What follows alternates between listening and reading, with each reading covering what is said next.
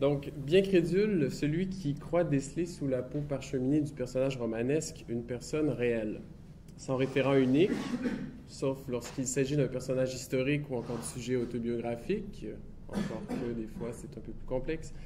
Le personnage de fiction se lit pour l'habitant du réel comme un signe défaillant qui ne renvoie à rien, cependant que ce même signe est tout à fait opératoire dans l'univers diégétique dans lequel il s'insère. Unité d'un système comme le théorise Philippe Hamon, le personnage de fiction est progressivement construit par l'œuvre dans laquelle il apparaît, chaque texte possédant son propre code et établissant une saine d'énonciation selon des règles qui sont circonscrites et validées à même leur énonciation. Par le texte et dans le texte, pour être un peu biblique, le personnage acquiert ses qualifications et caractéristiques actentielles et morales, donc être un héros, un traître, un idiot, être vaillant, bref. C'est-à-dire qu'on lui fabrique un référent uniquement admissible dans l'univers de fiction dans lequel il s'insère. Néanmoins, et Hamon le note d'ailleurs, je le cite, cette accentuation en ce qui concerne le personnage sera de plus ou moins prédéterminée par une série de codes culturels. Très souvent, ce sera la participation à un espace moral privilégié, culturel, qui le distinguera. Fin de la citation.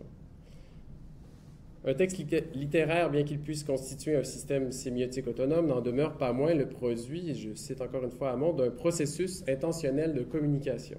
C'est-à-dire qu'il est soumis à un contexte d'énonciation et de réception qui se modifie selon les lieux et les époques, d'une part, et à une motivation morale, éthique, politique qui excède la diégèse, d'autre part.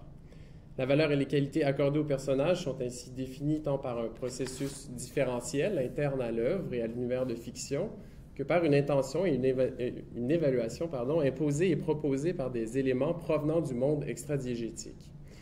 Si la première opération vise à garantir la cohérence de l'univers diégétique, la deuxième cherche à pallier la déficience référentielle du personnage signe par l'octroi de qualités issues non pas de son monde à lui, mais du nôtre. Tiré hors de la fiction, il devient le représentant d'un comportement et de valeurs admirables ou répréhensibles, le modèle à reproduire ou non d'une manière de circonscrire, par des actions et des paroles, un vivre ensemble et un mode d'être en communauté. Cette sortie du personnage romanesque de la fiction sert donc une sorte d'herméneutique du réel, et surtout d'un devenir sujet, en tant que ce dernier se forme, selon le sociologue Danilo Martuccelli, dans un processus qui passe par une prise de rôle dans le cadre d'une interaction. Le personnage, à la fois comme être agissant dans l'univers de fiction et unité sémiotique acquérant sa définition de sa mise en relation avec les autres signes, incarne alors le paradoxe du sujet. Unique en tant que soi, qu'ipséité, dirait Ricoeur, cependant que la reconnaissance de cette unicité dépend toujours des autres. Sa singularité, donc ce qui le caractérise, son rôle, ne peut en effet être attesté qu'en rapport à cet autre qui lui permet de dire « je », mais surtout qui lui dit « tu ». Et en parle à un tiers comme d'un « il », alors inséré dans un récit où qualité et fonction lui sont assignées bien malgré lui. Le soi devient alors sujet, c'est-à-dire en l'occurrence assujetti à être personnage dans des fictions construites par d'autres. Le roman ne fera alors par l'entremise d'un personnage construit par une narration toute puissante que reproduire pour toujours la briser, et en cela il a été relié par la psychanalyse, entre autres. Donc le roman reproduit pour toujours la briser l'illusion largement partagée de l'autonomie et du pouvoir du « je » sur le devenir soi-même, sur son processus de subjectivation. Critiqué par tous et depuis longtemps parce qu'on l'a utilisé à des fins idéologiques et morales, ou encore parce qu'il participait à la réduction de l'homme, qu'il n'est pas, faut-il le rappeler, à sa simple psychologie, le personnage romanesque connaît depuis une trentaine d'années, dans l'autofiction, un nouvel emploi qu'on pourrait qualifier de contre-naturel. Il sert à court-circuiter les fictions construisant un sujet qui refuse de se laisser compter par d'autres. En somme, le personnage devient le seul dispositif narratif à la portée d'un « je » pour reprendre le contrôle sur son identité narrative, pour cesser d'être, et je reprends ici le titre d'un roman de Chloé Delhomme, une femme avec personne dedans, un signe sans référent, un morphème vide, comme le dit Hamon. Emploi contre-naturel, disais-je, puisque pour éviter d'être fait personnage, d'être piégé dans l'histoire d'un autre, dans un rôle qui ne lui satisfait pas, le jeu se projette lui-même comme personnage d'une fiction, mais cette fois-ci élaboré par lui-même. Le jeu cherche à arriver, au terme du récit, à se reconnaître dans ce personnage, à pouvoir dire « je » et que ce pronom corresponde tout à la fois au signe maintenant rempli qui appartient au système du texte, au jeu qui a pris en charge le récit et à la fiction qui forme l'identité narrative de ces deux jeux. Autofiction, parce qu'il s'agit moins d'insérer dans un récit censé véridique des éléments inventés que de générer sa propre fiction, son propre récit de soi pour arriver à dire « je ». La fiction comme processus d'apparition du sujet et non comme tactique de camouflage additionnel. La proposition autofictionnelle de Chloé Delhomme, notamment dans le diptyque composé par Le Cri du Sablier et Dans ma maison sous terre, mais tous ces livres participent d'un même projet, et l'autobiographie impersonnelle Les années d'Annie Ernaux, me semble s'accorder à cette idée de la subjectivation par la transposition de soi en personnage.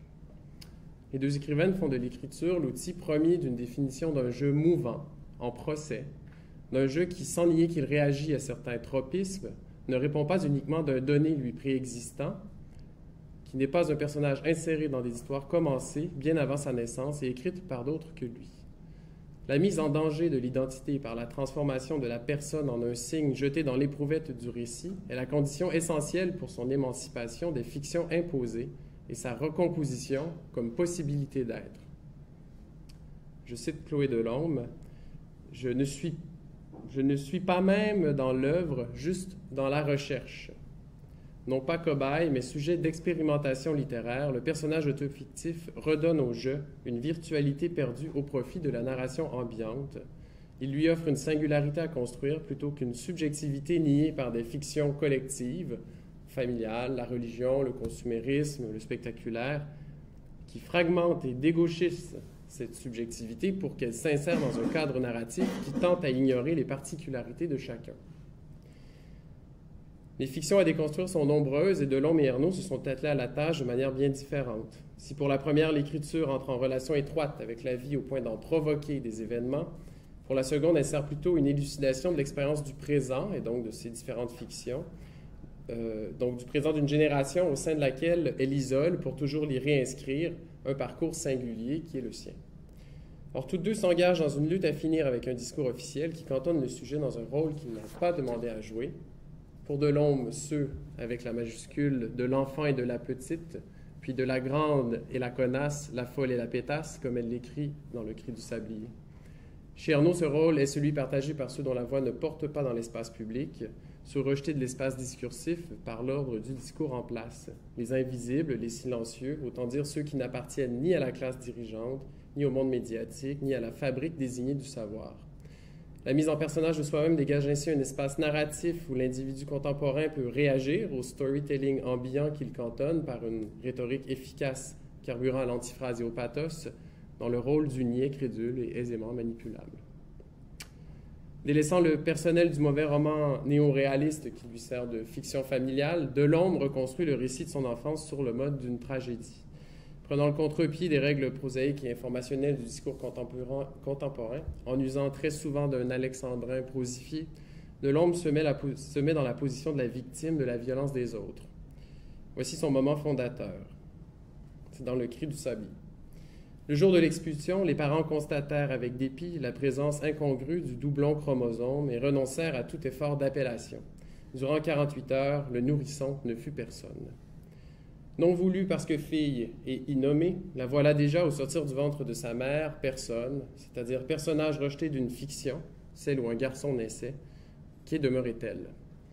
Or, cette violence par laquelle on lui refuse d'habiter le réel n'est pas que celle du père qui, en plus de la battre, lui jure qu'un jour il la tuera.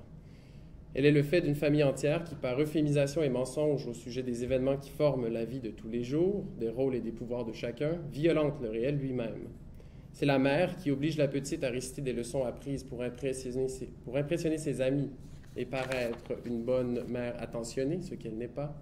C'est surtout le déguisement de la vérité permis par le détournement de la langue. Je la cite encore une fois, Le Cri du Sablier. « J'avais bien une amie avant l'assassinat. Il disait l'accident, et c'est aussi pour ça que je les ai haïs. » Le mensonge suprême est toutefois celui qui porte sur l'ascendance de Delhomme, mensonge qui lui a été révélé plusieurs années après le drame familial. Je rappelle le drame, son père a tué sa mère devant ses yeux avant de retourner l'arme contre lui, après l'avoir pointé quelques secondes sur la fillette, parce qu'elle était là. Voilà. Donc voilà, on lui révèle le mensonge qui était pas le drame familial, mais le mensonge qui préside à son existence. Bref, c'est sa cousine qui lui dit, et elle le relate dans Ma maison sous terre, « Sylvain n'est pas ton père. » Non seulement Delhomme se trouve prisonnière de l'histoire que les autres lui ont imposée après la mort de ses parents, mais l'histoire qu'on lui donnait pour vraie, ta mère et ton père, fondement de son identité et de sa névrose, est elle aussi mensongère. D'un seul coup, par le biais de cette simple phrase, Delhomme n'est plus seulement un personnage, elle revient à l'état primordial, celui des premiers instants de sa vie, être personne. Les bases de la fiction qui lui assignaient une place et une identité lui ont été détruites. Je la cite encore. « J'étais la fille d'un assassin et me voilà, moins que ça encore. J'étais la fille d'un suicidé. À présent, ce que je suis, dites-le-moi. » Cette annonce signe la dispersion du moi qui n'a soudainement plus de support narratif et identitaire. En même temps, elle provoque sa libération et sa mise en action, puisqu'il faut maintenant à la jeune femme écrire une fiction nouvelle, un nouveau système différentiel dans lequel l'ancienne fiction et le vieux personnage « je » deviendront les opposants permettant au nouveau personnage d'en arriver au terme du processus d'invention de soi, à dire « je ». C'est d'ailleurs ce qui arrive dans son dernier livre publié. On sent qu'elle en a fini avec le personnage de Chloé Delhomme qui va passer, même sur son site Internet où elle fait état de ses différents projets littéraires. Elle annonce être passée à autre chose, à une sorte de sorcellerie. En tout cas, on verra bien ce que ça donnera. Mais en retournant au Liban, sur la terre de son père, finalement, et devant sa tombe, elle a comme bouclé la boucle de cet épisode-là traumatique et de l'invention de soi par le fait même.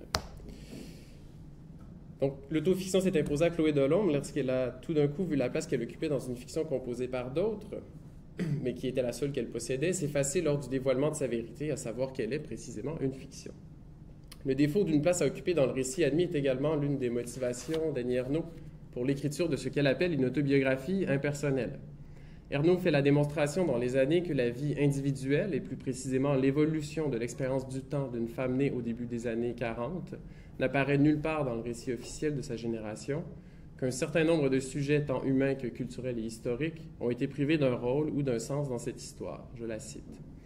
À chaque moment du temps, à côté de ce que les gens considèrent comme naturel de faire et de dire, à côté de ce qu'il est prescrit de penser, il y a toutes les choses sur lesquelles la société fait silence et ne sait pas qu'elle le fait, vouant au mal-être solitaire ceux et celles qui ressentent ces choses sans pouvoir les nommer. L'autobiographie impersonnelle vise, en déguisant le « je » des atours d'un « elle », à réunir dans cette non-personne, comme le disait Benveniste, tous ceux qui ne sont pas apparus dans le récit officiel de leur époque, qui n'y ont occupé aucun rôle, qui n'en ont pas été officiellement des personnages. En transformant son jeu en « elle », Ernaux cherche à transcender une solitude personnelle par la réunion, dans ce pronom ouvert, de tous ceux qui sont sans histoire. Bien que ce « elle » lui corresponde, et là il y a la phrase qui l'atteste, « Elle est cette femme de la photo et peut, quand elle la regarde, dire avec un degré élevé de certitude « c'est moi ». Donc bien que ce « elle » lui corresponde, l'effacement du « moi » derrière le « elle » au moment même de son apparition suggère que l'achèvement du processus de subjectivation importe moins ici que le combat mené contre le silence de ceux qui parlent fort, combat que chacun devrait livrer en nommant les choses, en se nommant, tout en se gardant de créer de nouveaux silences. L'usage dans les années des photographies comme moteur du récit de soi permet d'éviter un tel bâillonnement parce qu'il institue une dynamique référentielle où le personnage signe s'oppose moins à d'autres personnages qui forment dans les années des groupes bien définis, eux et nous, qu'à lui-même. Je la cite. À cette sans cesse autre des photos correspondra en miroir le « elle » de l'écriture. Ce « elle » rassemble donc tout à la fois la laissée pour compte du récit social, le moi écrivant et l'écriture elle-même. Le geste et le présent autographique sont un lieu nouveau où s'énoncent et prennent forme, par et dans le langage, le sujet et le discours personnel par lequel il se construit comme tel. Alors que Delhomme s'écrit de manière performative, qu'elle donne une consistance réelle au personnage de fiction qu'elle devient et qui devient-elle livre après livre, au point de l'inscrire à l'état civil pour faire disparaître son identité précédente, Annie Ernaux effectue le mouvement inverse en versant le moi dans la fiction, en le faisant disparaître, aussitôt apparu, sous la cape d'un personnage.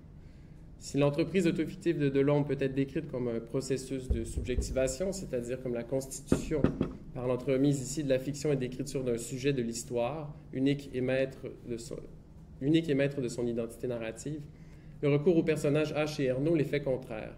La dissolution du moi dans le elle, une fois l'identification établie, couplée à la succession des sections ou le elle de l'écriture, soit la narration se fait rassembleuse et collective en adoptant, par le recours au nous et au on, le point de vue d'une génération, provoque une désubjectivation partielle où le moi n'est plus tant elle que l'une d'elles, l'exemple d'un parcours singulier qui, en même temps qu'il lui est propre, pourrait correspondre à quelques éléments près à celui de n'importe quelle femme née dans les années 40 en France. Ça va sans dire.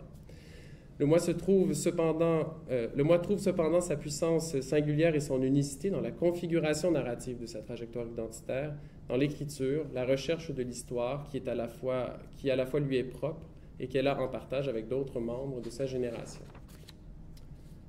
Le personnage autofictif est une proposition de composition de soi-même par le biais de la littérature. Il s'agit d'inclure le jeu dans un système sémiotique où son sens est à construire par ce personnage signe lui-même dans un processus différentiel où les autres systèmes de signes, c'est-à-dire les autres fictions de lui, sont les opposants. Ernaud et Delhomme donnent l'exemple de l'un des supports possibles et rendus par elle disponible d'un devenir autre, nécessaire au devenir soi. L'identification du lecteur au personnage autofictif n'est pas l'objectif souhaité puisqu'il devient alors suggestion à une nouvelle domination narrative. Il peut même mener à la destruction de l'être, comme l'expose Delhomme précisément dans Une femme avec personne dedans. L'exemple à suivre est plutôt celui d'une prise en charge par un jeu de sa propre narration. Il faut, et je cite encore une fois Delhomme, remettre le jeu en circulation, en faire une donnée collective que chacun peut s'approprier à sa guise. Le jeu ainsi redéployé par l'autofiction permet au sujet de s'émanciper des fictions qu'il contraignent et surtout de s'inscrire dans un monde où il n'est pas seulement un signe dont le sens lui échappe, mais un acteur qui participe à sa réécriture. Faire de soi-même un personnage ne représente donc pas uniquement un mentir vrai, soutenant une quête souvent perçue comme narcissique par les détracteurs de l'autofiction. Il s'agit d'une manière de refuser le clivage imposé, puis souvent nié entre le personnage social et le soi, de configurer des communautés narratives dans lesquelles le rôle et les actes du jeu ne sont pas prévus, de se redonner à soi-même comme à d'autres la possibilité de s'inventer et de réinventer le monde dans lequel il souhaite s'insérer. Si dire c'est faire, transfuser le jeu réel dans la fiction, bref, s'écrire, est un acte revendiquant un nouveau partage du discours et une appropriation des modes de subjectivation dès lors exemptés, ce qui ne veut pas dire que le jeu en soit inconscient, des narrations préalables. Il faut créer un sujet inédit, parce que jusque-là non énoncé, dans une fiction qui, par sa simple énonciation, s'impose comme la seule désormais valable. Merci.